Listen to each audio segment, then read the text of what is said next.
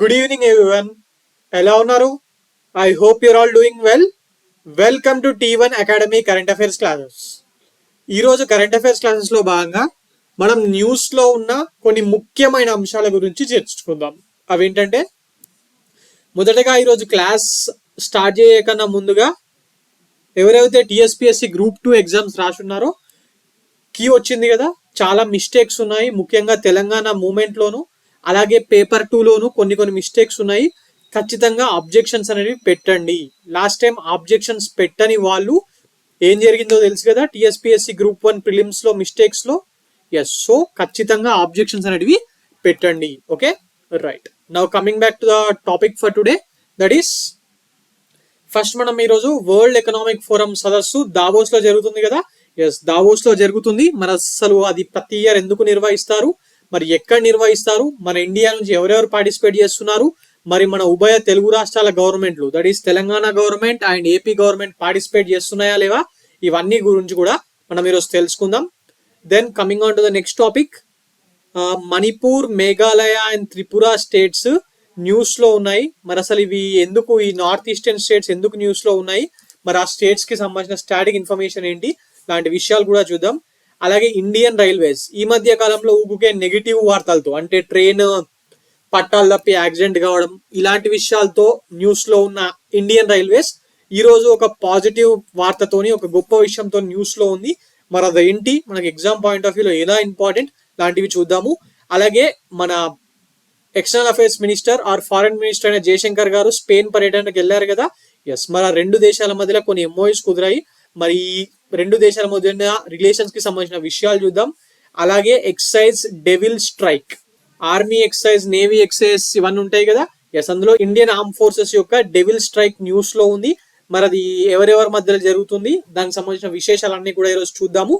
Right, now coming to the next topic, that is national award for IAS from AP. Andhra Pradesh రాష్ట్రంలో IAS officer గా చేస్తున్న ఒక వ్యక్తికి national award వచ్చిందండి, administration లో భాగంగా, for his good governance and administrative skills. So ఆయన ఎవరు, మరి దేనికోసం వచ్చింది, అన్ని విశేషాలు చూద్దాం. ముఖ్యంగా రాబోయే ఏపీఎస్సీ గ్రూప్ 2 మెయిన్స్ కి ఇది ఇంపార్టెంట్ అవుతుంది. Okay, right. అలాగే Vizag steel or RINL news లో ఉంది. మరి ఇది ఎందుకు న్యూస్ లో ఉంది, దీనికి సంబంధించిన విశేషాలు ఏంటి, అన్ని చూద్దాం. ఫైనల్లీ కొన్ని ఎంసీక్యూస్ కూడా మనం ఈరోజు డిస్కస్ చేసుకుందాం. Okay, right. Now coming on to the first topic for today, మరి ఈసారి జరుగుతున్న వరల్డ్ ఎకనామిక్ ఫోరం ప్రతి సంవత్సరం దావోస్ లోనే జరుగుతుంది కదా.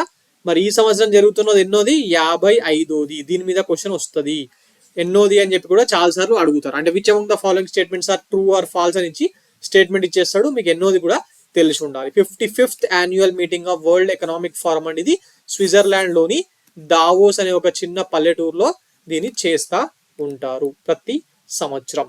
రైట్, మరి ఇందులో 5 years పాటు జరుగుతుంది. మరి మన ఇండియన్ గవర్నమెంట్ మరియు ఇండియాలోని డిఫరెంట్ స్టేట్ గవర్నమెంట్స్ వాళ్ళ గ్రోత్ మోడల్స్, అలాగే మన ఇండియాలో డిజిటల్ రెవల్యూషన్ అనేది ఉంది కదా, వాటికి సంబంధించి ఈసారి చాలా హైలైట్ గా పెడుతున్నారు.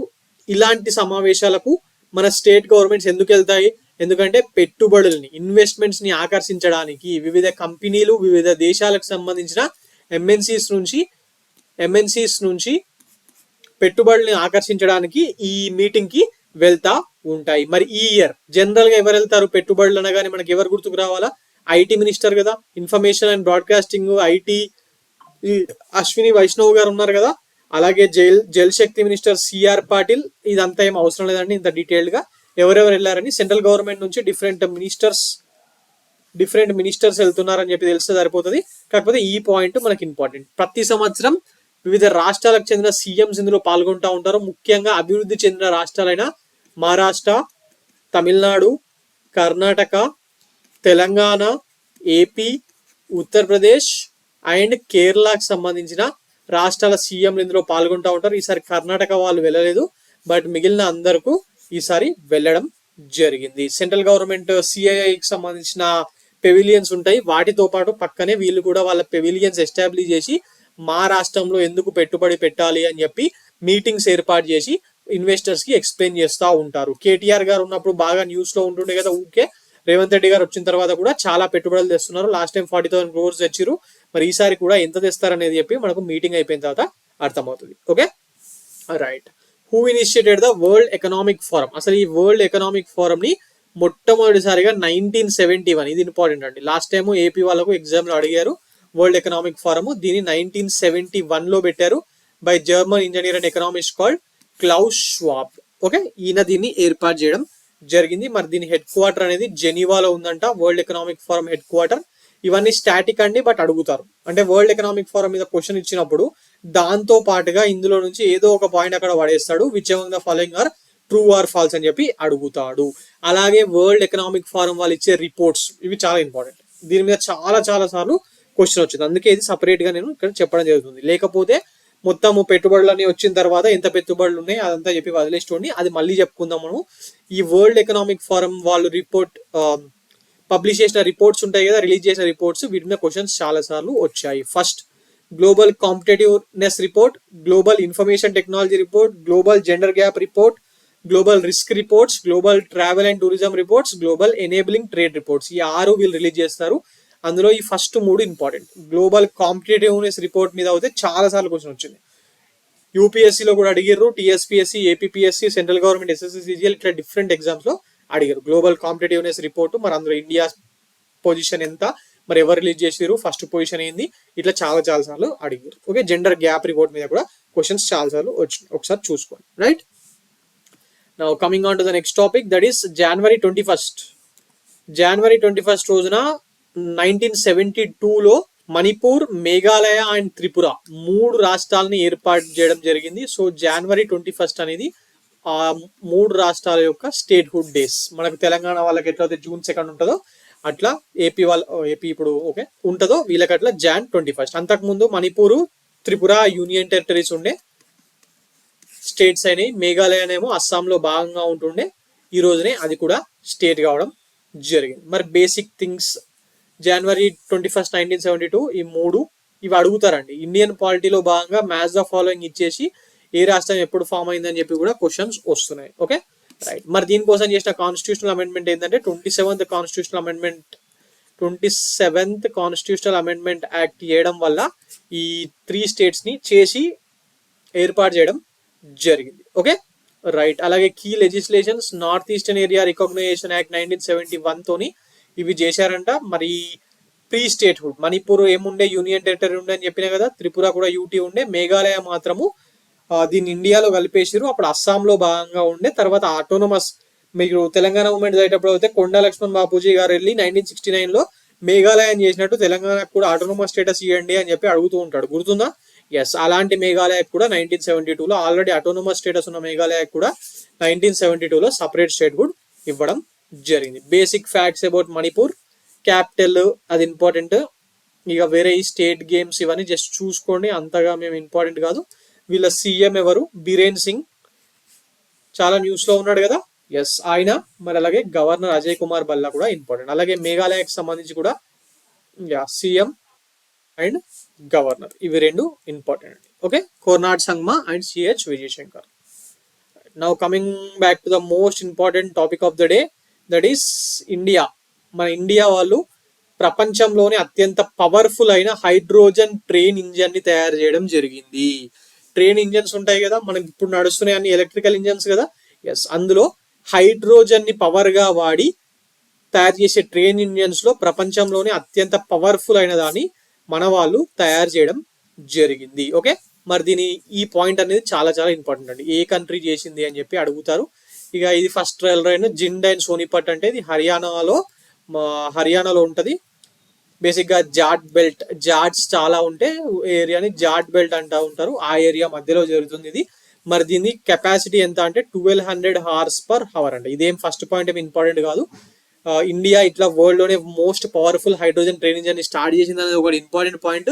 మరి దాని కెపాసిటీ 1200 HP అనేది కూడా చాలా చాలా ఇంపార్టెంట్ పాయింట్. మరి దీనికన్నా ముందు జర్మనీ దగ్గర, ఫ్రాన్స్ దగ్గర, స్వీడన్ దగ్గర, చైనా దగ్గర మాత్రమే ఈ హైడ్రోజన్ పవర్ ట్రైన్స్ ఉండేవంట. వాటి ప్రొడ్యూసింగ్ కెపాసిటీ కూడా ఇంతే, మనము దానికి డబుల్ది తయారు చేసినాం. ఓకే, సో ఇది చాలా ఇంపార్టెంట్ అవుతుంది ఎగ్జామ్ లో, మీరు ఎక్స్పెక్ట్ చేయొచ్చు. రాబోయే హైకోర్టు ఎగ్జామ్ లో కానివ్వండి, గ్రూప్స్ లో కానివ్వండి, ఎస్ఐపిసి ఎగ్జామ్స్ లో కానివ్వండి, మీరు ఇది ఎక్స్పెక్ట్ చేయొచ్చు. ఏపీ వాళ్ళకు పీసీ మెయిన్స్ ఉంది కదా, అక్కడ కూడా మీరు ఇది ఎక్స్పెక్ట్ చేయొచ్చు. Okay, so basically hydrogen engines ఎందుకు సార్, ఎలక్ట్రికల్ ఇంజన్స్ ఉన్నాయి, ఇప్పుడు ఆల్రెడీ డీజిల్ కోల్ అవన్నీ ఆపేసినాం కదా, ఆల్రెడీ ఎలక్ట్రికల్ ఉన్నాయి దేశవ్యాప్తంగా.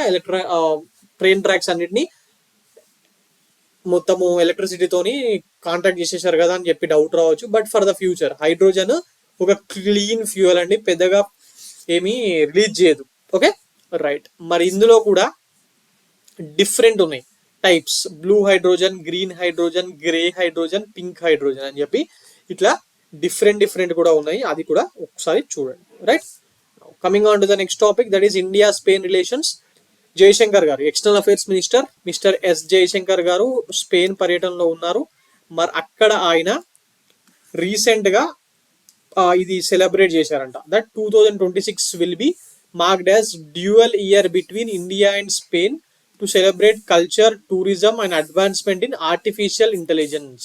ఆర్టిఫిషియల్ ఇంటెలిజెన్స్ సంబంధించి రెండు దేశాల మధ్యలో అడ్వాన్స్మెంట్స్, ఆర్టిఫిషియల్ ఇంటెలిజెన్స్ యొక్క అడ్వాన్స్మెంట్ ని, అలాగే రెండు దేశాల యొక్క కల్చర్ ని, టూరిజం ని సెలబ్రేట్ చేయాలని చెప్పి ఇట్లా డ్యూయల్ ఇయర్ అని చెప్పి ప్రకటించడం జరిగింది. దీని మీద క్వశ్చన్ అడగచ్చు, which among the following countries have recently announced dual year అని చెప్పి ఫర్ కల్చర్, టూరిజం అండ్ ఏఐకి ఎవరు అనౌన్స్ చేశారని అడగచ్చు. India and Spain. రెండు దేశాల మధ్యలో యాన్యువల్ ట్రేడ్ కూడా జరుగుతుందండి, బాగానే జరుగుతుంది. అంటే యూరోపియన్ కంట్రీస్ తో కంపేర్ చేస్తే బేసిక్ గా యూకే తోని, నెదర్లాండ్స్ తోని బాగా జరుగుతుంది. దాని తర్వాత స్పెయిన్ తోనే జరుగుతుంది, అదే ఫ్రాన్స్ తర్వాత స్పెయిన్ తోనే జరుగుతుంది. 10 billion USD. Okay right. Now coming on to the next question, ఇది కూడా ఇంపార్టెంట్. నెక్స్ట్ టాపిక్ ఇది కూడా important. Indian arm forces conducts exercise devil strike. Exercise devil strike అనే ఒక దాన్ని ఇండియన్ ఆర్మ్ ఫోర్సెస్ నిర్వహించడం జరిగింది. జనరల్ గా ఏదైనా ఎక్సైజ్ ఉండగానే ఇది రెండు దేశాల మధ్యలో అనుకుంటాము, రెండు దేశాల మధ్యలో ఎప్పుడు జరుగుతాయి, కానీ మన ఫోర్సెస్ కూడా చేస్తాయి అప్పుడప్పుడు. అందులో ఇది ఇంపార్టెంట్, ఎక్సైజ్ డెవిల్ స్ట్రైక్. దీంట్లో ఇంకొక ఇంపార్టెంట్ ప్రత్యేకత ఏంటంటే ఏదో ఒక పర్టికులర్ ప్లేస్ లో నిర్వహిస్తారు కదా, ఇది అలా కాదు. ఇండియన్ ఆర్మీకి సంబంధించిన, ఎయిర్ ఫోర్స్ కి సంబంధించిన డిఫరెంట్ ఏరియాస్, ఫైరింగ్ రేంజెస్ లో, లేకపోతే డెజర్ట్ లో, మౌంటైన్స్ లో, ఇట్లా డిఫరెంట్ ఏరియాస్ లో ఇండియన్ ఆర్మీ ట్రూప్స్ మరియు ఇండియన్ ఎయిర్ ఫోర్స్ కి సంబంధించిన ఫైటర్ పైలట్స్ ని వాడి దీన్ని నిర్వహించడం జరిగింది. Okay right. This is a joint exercise of Indian army and Indian air force. Okay, ఎందుకోసము అంటే కాంబాట్ రెడీనెస్. ప్రొద్దునే యుద్ధం వస్తే Indian army, Indian air force కలిసి ఫైట్ చేయాల్సి ఉంటుంది కదా, మరి ఆ కలిసి ఫైట్ చేసే జాయింట్ ఫైటింగ్ లో కాంబాట్ రెడీనెస్ కి వీరు రెడీగా ఉన్నారా లేదా. అలాగే హై ఆల్టిట్యూడ్ వార్ఫేర్, చైనాతో యుద్ధం జరిగితే యుద్ధం అంతా హిమాలయాల్లోనే చేయాల్సి వస్తుంది కదా హై ఆల్టిట్యూడ్ లో. మరి పారాట్రూపర్స్ అవసరం పడతారు. రైట్, పారాట్రూపర్స్ ఎవరు ఉంటారు? ఇండియన్ ఆర్మీ వాళ్ళు ఉంటారు. మరి వాళ్ళు ఇండియన్ ఎయిర్ ఫోర్స్ కి సంబంధించిన ఫ్లైట్స్ లోంచి దుంకాలి కదా. ఎస్, అవన్నిటినీ కూడా ఎప్పటికప్పుడు చెక్ చేస్తా ఉంటారు, ప్రాక్టీస్ చేస్తా ఉంటారు. మరి దీని యొక్క మెయిన్ ఆబ్జెక్టివ్ ఏంది? Enhance synchronisation. సింక్రొనైజేషన్ అంటే ఏంది? రెండుకి మధ్యలో మంచిగా క్లారిటీ, ఒకళ్ళ స్ట్రెంత్ ఒకళ్ళు తెలుసుకొని కలిసి పనిచేసుకోవడం. Okay, and operational capabilities and response tactics. Right, ఇవన్నీ ఇంపార్టెంట్ అండి. Now coming on to the next topic, నేను ఇందాక చెప్పాను కదా ఏపీకి సంబంధించి ఇంపార్టెంట్ న్యూస్ ఉందని. ఆంధ్రప్రదేశ్ కి చెందిన IAS ఆఫీసర్ నిశాంత్ కుమార్ గారికి ప్రైమ్ మినిస్టర్ అవార్డు వచ్చింది for his excellence for reducing mortality rates. A district లో అంటే ఆయన Alluri Sitaramaraju infant mortality rate ని తగ్గించినందుకు, పార్వతీపురంలో ఆయన కలెక్టర్ గా చేస్తున్నప్పుడు అక్కడ ఇన్ఫాంట్ మోర్టాలిటీ రేట్ ని, అంటే చిన్నపిల్లలు తక్కువ ఏజ్ లోనే 10 years కన్నా ఉన్న చిన్నపిల్లలు చనిపోతూ ఉండే వాళ్ళంటే అక్కడ దాన్ని తగ్గించడానికి తీసుకున్న చర్యలకు గాను he was awarded prime minister award for excellence for reducing mortality rate. ఎవరు అంటే IAS ఆఫీసర్ నిశాంత్ కుమార్ అండి. మరి ఇన్నోవేషన్ డిస్ట్రిక్ట్ కేటగిరీలో ఆయనకి అవార్డుని ఇవ్వడం జరిగింది. పేరు important, for reducing infant mortality rate అనేది ఇంపార్టెంట్. రైట్, దానికోసము ప్రిజమ్ 10 అనే ఒక ప్రాజెక్ట్ ని ఆయన స్టార్ట్ చేయడం జరిగింది. దాని ఫుల్ ఫామ్ ఏంటి? Project to reduce infant mortality rate below 10. Okay right, 3 points important. Nishant Kumar గారు పేరు, అలాగే ప్రిజమ్ 10 అనే ప్రోగ్రాము, దాని యొక్క ఫుల్ ఫామ్. మరి అప్పుడు ఆయన పార్వతీపురం జిల్లా కలెక్టర్ గా ఉండే. మరి కేటగిరీ ఏ కేటగిరీలో ఇచ్చారు? ఇన్నోవేషన్ డిస్ట్రిక్ట్ కేటగిరీలో ఇవ్వడం జరిగింది. Okay right. Now coming on to the next topic, cabinet approves 11,440 crores rupees for revival package for Rashtriya Ispat Nigam limited. Vizag లో ఉన్న వైజాగ్ స్టీల్ ప్లాంట్ ఉంది కదా, ఎస్, దాన్ని ఆదుకోవడానికి సెంట్రల్ గవర్నమెంట్, సెంట్రల్ క్యాబినెట్ 14,440 కోట్ల మనీని ఇవ్వడం జరిగింది, bailout package. Okay, Vizag steel కోసం ఇది ఒక్కటే పాయింట్ అండి. 11,440 crores అని చెప్పి చూసుకుంటే సరిపోతుంది. అలాగే వైజాగ్ స్టీల్ ప్లాంట్ ఏడు ఉంది, వైజాగ్ లో ఉంటుంది, రైట్. RINL వాళ్ళు దీన్ని నిర్వహిస్తా ఉంటారు. And this is the only of sure steel plant under the government sector in Andhra Pradesh. Government sector లో ఉన్న ఏకైక స్టీల్ ప్లాంట్ ఇది ఏపీలో. ఓకే, మరి దీని installed capacity 7.3 million tons per annum అన్నమాట. ఎందుకు నష్టాల్లో ఉండింది అంటే బేసిక్ గా దీనికి గనులు ఇవ్వలేదు. గనులు ఇవ్వకపోవడం వల్ల, సొంత గనులు లేకపోవడం వల్ల ఇది నష్టాల్లో ఉండడం జరిగింది, రైట్. సో ఫైనలీ కొన్ని MCQs చూద్దాం. That is who has been honoured with the Gates Cambridge Impact Prize 2025 by the Bill and Melinda Gates Foundation for our contribution in the field of light and matter physics. Light and matter physics areas లో contribution చేసినందుకు ఈ Gates Cambridge impact Prize 2025 award ఎవరికి వచ్చింది అని చెప్పి అడుగుతున్నారు. ఒక Indian కు వచ్చింది. ఆమె పేరేంటి? ప్రొఫెసర్ ఊర్వశి సిన్హానా, ప్రొఫెసర్ రంజన్ గుప్తానా, డాక్టర్ అదితి శర్మనా, డాక్టర్ అనిల్ కుమారా. ఎవరికి ఇచ్చారు? ఈ Gates Cambridge impact prize Bill and Melinda Gate foundation వాళ్ళు ఇచ్చిన ప్రైజెస్ అనేది ఇంపార్టెంట్ అండి. వాటిని ఎగ్జామ్ లో అడుగుతారు, అందుకే నేను ఇక్కడ ఇచ్చాను. Answer is professor Urvashi Sinha, right. Coming on to the next topic, that is which form of art originating during the reign of Qutub Shahis is known for its hand painted or black or block printed cotton textile tradition. ఇందులో Qutub Shahi times నుంచి ఉన్నది ఏంది, అది అప్పట్లోనే famous అంట. మరి practised in Andhra Pradesh. Ikat Pochampally ఇది ఆంధ్రప్రదేశ్ లో కాదు కదా, కాంజీవరం ఆంధ్రప్రదేశ్ లో కాదు కదా, మరి మిగిలిన రెండులో ఆంధ్రప్రదేశ్ లో ఏదున్నాయి? కలంకారీ పెయింటింగ్స్ కదా. మరి కలంకారీయే రైట్ ఆన్సర్. మరి ఇది ఎందుకు ఇచ్చారంటే 26th January రోజు ప్రెసిడెంట్ గారు పిలిచిన ఆర్టిస్ట్ లో నుంచి సౌత్ ఇండియాలో ఉన్న ఆర్ట్ ట్రెడిషన్స్ వాళ్ళని పిలిచారు. మరి రిపబ్లిక్ డే సెలబ్రేషన్స్ కి అందులో కలంకారీ పెయింటర్స్ కూడా ఉండడం జరిగింది. సో అందుకే ఇది ఇచ్చారు. Okay, right. Coming on to the next question, who is the author of the book the world after Gaza? World after Gaza అనే పుస్తకాన్ని ఎవరు రాశారు? గాజాలో యుద్ధం జరుగుతుంది కదా, ఇజ్రాయెల్ కి మరియు పాలస్తీన్ కి సంబంధించిన మిలిటెంట్స్ కి మధ్య. మరి ఆప్షన్స్ చూడండి, అరుంధతి రాయ్, శశి థరూర్, పంకజ్ మిశ్రా, విక్రమ్ సేథ్. ఆన్సర్ ఏంటి? Answer is Pankaj Mishra. So ఇదండి ఈరోజు current affairs. For more current affairs like this, do visit T1 Academy and also do subscribe our channel T1 Academy. Thank you.